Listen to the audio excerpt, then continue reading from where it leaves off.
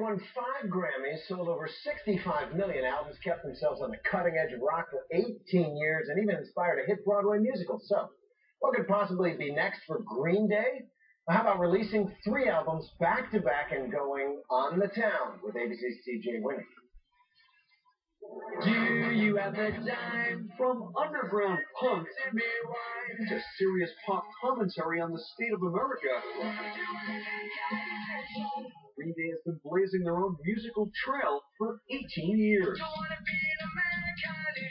With 65 million albums sold, paparazzi. It's been quite a journey for lead singer Billy Joe Armstrong, bassist Mike Dirnt, and drummer Trey Cool. This is sort of the quintessential rock star moment, isn't it? 20 minutes ago in my hotel room, probably a little bit of a better story. We caught a ride with the trio this past Saturday on their way to play New York's Irving Plaza, the scene of their first headline show in the city, all the way back in 1994. How do you keep it fresh when there are countless musical acts that break up because they can't stand each other anymore? We actually like spending time together. Like when we're not on stage, like we're hanging out. Once teens playing punk rock, you know what? They're now men. I'm all of your dads. All around 40, all with children. You know, you're all parents, right? I mean, can you still be crazy and hard-charging punk rockers? I mean, is that still possible?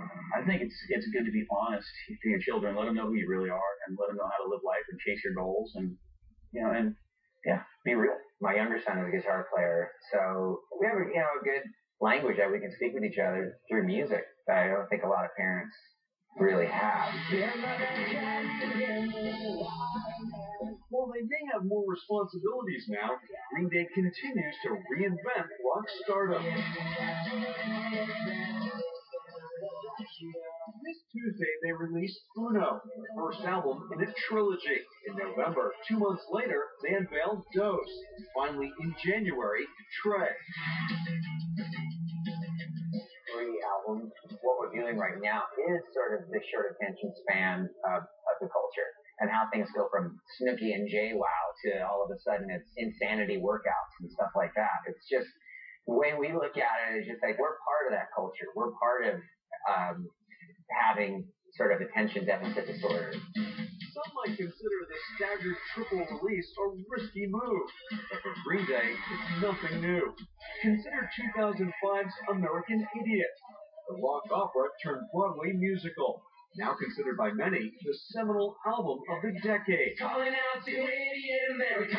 The music was a condemnation of an ambivalent America led by George W. Bush. We didn't know if people were going to agree with what we had to say or not. It was just a bold statement, and we made it. You know, it's better to regret something you have done than something you haven't done. We don't really go by what the trends are. We don't really go by, and I think that's what's kind of created our longevity. On Saturday, the band played with abandon for over 2.5 hours straight, whipping the crowd into a frenzy with a mix of old favorites and new releases. Incredibly, after all these years, all 3 consider this the most creative time in their careers. We brought everything back into what it's all about to begin with, and that is writing a good song.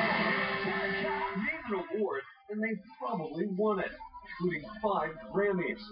Despite all their success, Green Day has never lost the enjoyment or the innocence of taking the stage for the very first time.